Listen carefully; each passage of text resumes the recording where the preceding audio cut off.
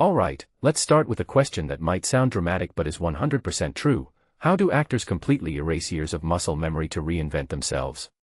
Because Tracy Spiridakos just did that, going from kicking down doors as Hailey Upton on Chicago PD to playing a national park ranger who, let's be real, probably wouldn't even own a battering ram. But here's the twist, this isn't just about switching roles. It's about unlearning. And that, to me, is fascinating. Why? Because it reveals how deeply acting can imprint on your psyche. Imagine spending 7 years perfecting a character's instincts, only to realize those instincts are now a liability for your next role. That's not just a career pivot, it's a mental overhaul. Now, let's unpack this. Tracy's new show, Anna Pigeon, is based on Nevada Barr's books, right? But instead of hopping between national parks like the novels do, they're locking the story in Glacier National Park. And that choice? It's genius. Why? Because it forces the audience to live in this environment. You're not just solving a crime, you're battling the wilderness itself.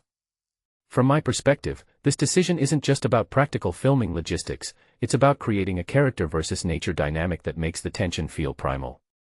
And honestly, that's way more gripping than another procedural where the city's the backdrop. But here's what really stood out to me, Tracy had to unlearn her police training. Think about that. She spent years mastering the tactical precision of a detective, kicking doors, tactical breathing, the whole package. Now, playing Anna, a park ranger, she's supposed to approach situations with, what, a bear spray and a clipboard. The contrast isn't just about tools, it's about philosophy. Police procedural shows glorify authority, control, and aggression. Park rangers. They're about preservation, de-escalation, and coexistence. That's not just a job change, it's an ideological 180. And that's the kind of nuance that separates a good actor from a great one. Tracy isn't just swapping outfits, she's rewiring her instincts. And let's talk about Anna's backstory. A stage manager turned ranger after her husband's murder.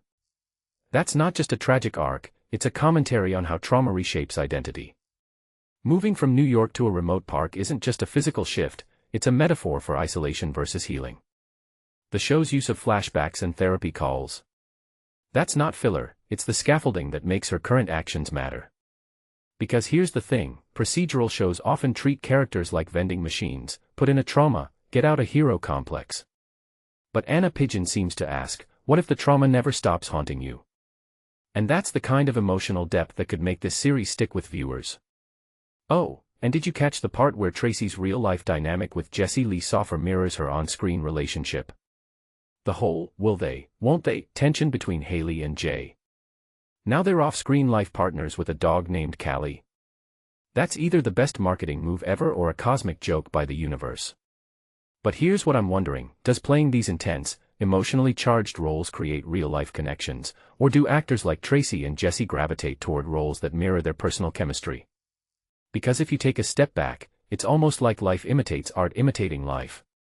And that's the kind of meta layer that makes Hollywood feel like a feedback loop. So what's the bigger picture here?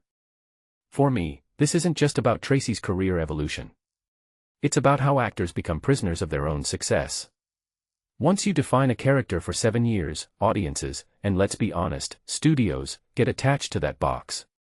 Breaking free isn't just a creative choice, it's a battle against typecasting. And Tracy's choice to dive into a role that's almost anti-Hailey. That's risky. But risk, my friends, is where art thrives. Because if you can't surprise people, why even bother? So I'll leave you with this, who else in Hollywood is stuck in a character's shadow, silently screaming to be set free? Let me know your thoughts down below.